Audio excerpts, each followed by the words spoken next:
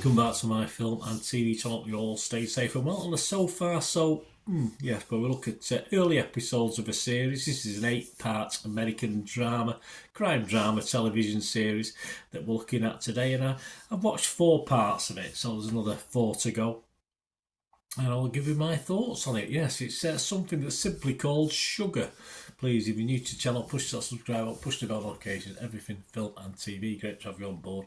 Please check out the site, lots of stuff on there, and you will see things on my football team, Manchester City, as well. So if that's of any interest to you or anyone you know, give me a kick in my direction. I'd be very, very grateful. All likes are always welcome, guys. Nice thumbs up for this series if you're enjoying it. Am I enjoying it?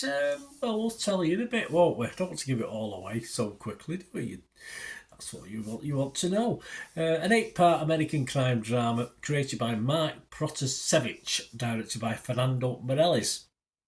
And this stars Colin Farrell. I quite like Colin Farrell, who also serves as an executive producer, but he's the main guy in this. It premiered on Apple TV Plus, so if you've got that or you've got access, on April the 5th, 2024, and will run weekly for 8 episodes. As I said, as I'm recording this on April the 24th, I've managed to catch up with 4 of them.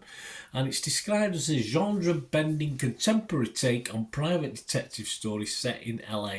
Private investigator John Sugar examines the mysterious disappearance of Olivia Siegel, the granddaughter of a legendary Hollywood producer. So yes, or little subplots as well, as you'd expect. It stars, as well as Colin, it stars Kirby Howell-Baptiste, Amy Ryan, Dennis Boutsakaris, Nate Caudry, Alex Hernandez, James Cromwell, in other parts, and many others as well. And as I said, these are my thoughts as at the 24th of April 2024. After watching the episode 4, which I found possibly the weakest of the 4 so far, I like Farrell's character. He's quirky.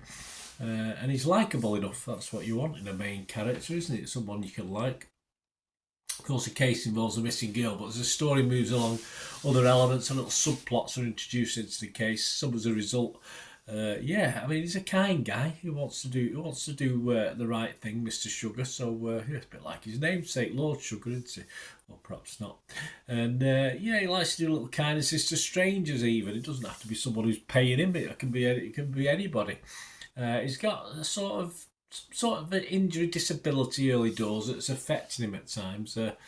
So we'll see how that progresses. I have sort of read a couple of reviews of people who've seen more episodes, and there's a little bit of a twist, 2 or 3 twists in this, and some say it's okay, and others say it's a bit disappointing. But of course, we'll see more of that as it progresses. And he doesn't like to carry a gun either, so he needs his quick wits about him, that's for sure. An engaging manner is going to be tested to the limit throughout this, but unusual, but he doesn't like to use a gun. Some of the stories told in classic detective noir style, of course, voiceovers as well. It's okay, if a little overdone at times for me. But as I sort of mentioned before, by episode 4, the style was beginning to wear just a little thin with me. I was getting not bored, but it was all coming a little bit mundane. As I say, Colin Farrell's character is very good. He keeps you interested, but it just started to trundle along a little bit, lose some of its pace. So hopefully this is a blip, and it will kick on again as we get episode 5, 6, 7 and 8.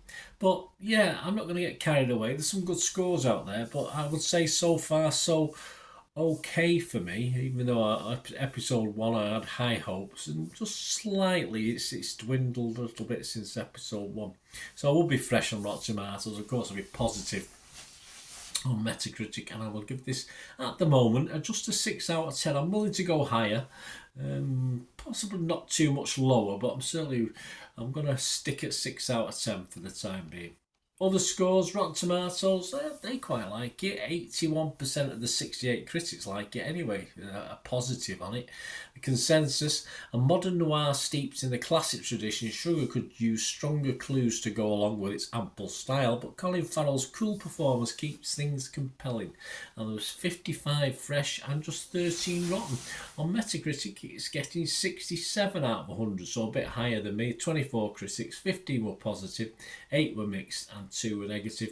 Ollie Richards from Empire He gave it 60 out of 100 and said, the show that Sugar eventually becomes is original, weird and has huge potential. It's just very odd that it takes 6 episodes to reveal itself. Yeah, so as I said, there's changes to this that are going to take place after episode 4, 5 and 6, of course, which I've not got up to 5 and 6 yet. Rotten Tomatoes audience there, 70% positive, so they like it. And Internet Movie Database, you've got to think that the majority of these people only watched 1, 2, 3 episodes, perhaps the odd one have watched 4. But it's a very, very healthy 7.9 out of 10, but I honestly think that will probably come down a little bit. That's over 5,100 scores and reviews, so overall positive, and I'm fairly positive. As I said, I've just a slight blip for me, but and of course, reading between the lines, I might be in for a little bit disappointed later on in the series. But so far, so okay for me anyway, with a 6 out of 10. Let me know how you're doing, how you're finding it. It'd be great to hear your views as well. Thanks for watching, guys. Until we meet again. That's one thing, don't I? Please stay safe, everyone. Bye for now.